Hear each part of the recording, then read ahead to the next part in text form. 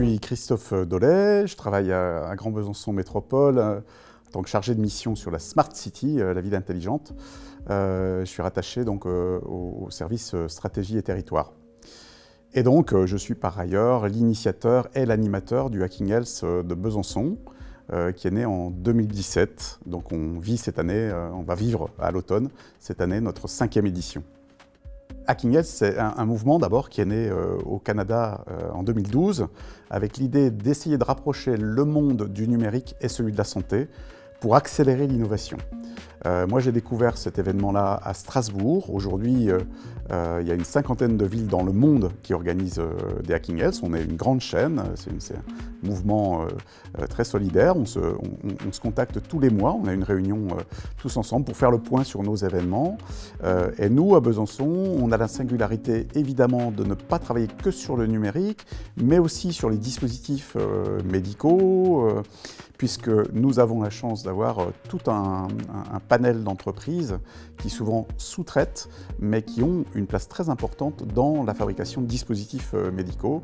Pôle des microtechniques avec lesquels nous travaillons sur cet événement recense plus de 200 entreprises sur le secteur qui travaillent pour le biomédical.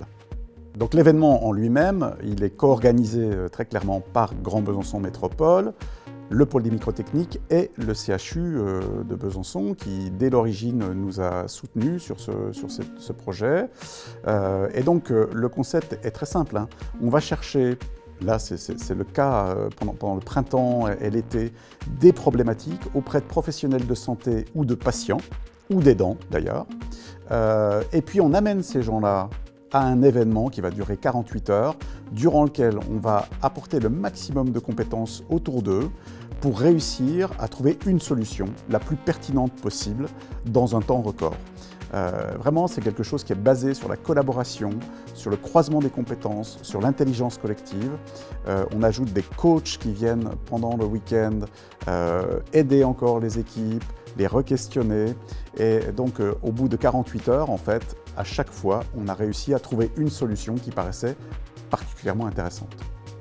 L'objectif, c'est vraiment d'accélérer l'innovation en santé, hein, de faire se parler le monde du médical avec d'autres univers, ceux notamment de l'industrie, du numérique, et puis évidemment, autant que possible, faire émerger de nouveaux projets, c'est-à-dire en fait on va identifier des projets dormants généralement, et leur donner une impulsion pour que le porteur de projet ait envie ensuite de le développer, qu'il trouve si possible au Hacking Health des partenaires avec lesquels il va pouvoir développer ensuite ses projets.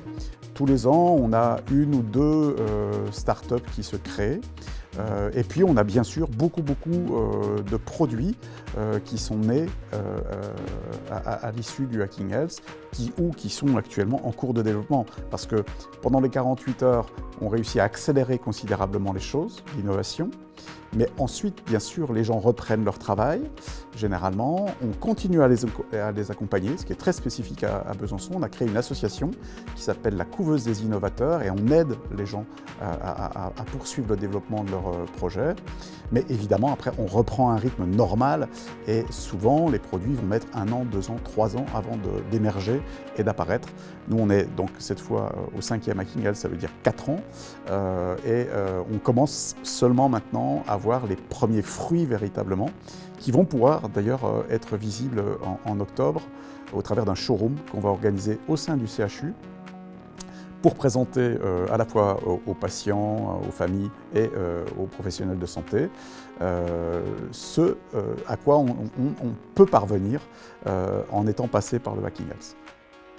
On accueille des tas de projets très différents, notamment beaucoup de projets qui émanent de patients eux-mêmes, que ce soit des patients qui sont atteints de la maladie de Lyme, qui ont bien d'autres problèmes, des personnes en situation de handicap, bien sûr, des aidants de ces gens-là. Et donc là aussi, on apporte une aide concrète, parfois qui ne va pas être développée pour 5000 personnes, hein, parfois ce n'est pas un produit qu'on va retrouver derrière, mais on aura pu aider une personne, 2 personnes, sa famille, et ça nous paraît extrêmement important également. Cette année, grande nouveauté, on a décidé de s'ouvrir également aux entreprises qui souhaiteraient développer, déposer des projets, avec une obligation toutefois, c'est qu'elles viennent présenter ces projets uniquement avec un professionnel de santé ou un patient. C'est-à-dire qu'on ne veut pas que ce soit une entreprise toute seule qui vienne déposer un projet. Il faut vraiment que ça corresponde, qu'il y ait une caution, si j'ose dire, d'un patient ou d'un professionnel de santé pour déposer. Et puis, il y a un autre événement qui est très important cette année, c'est que le Congrès national de chirurgie maxillofaciale se déroule à Besançon. On a décalé notre événement de 15 jours pour être en phase avec eux. Et dans le prolongement du congrès, un certain nombre de chirurgiens venus de toute la France vont participer au Hacking Health, et des dentistes, et on aura une spécialité pour une partie du Hacking Health très spécifique autour de tout ce qui est chirurgie orale. Pour autant, l'événement reste ouvert aux patients, aux professionnels de santé de toute spécialité. On reste absolument ouvert.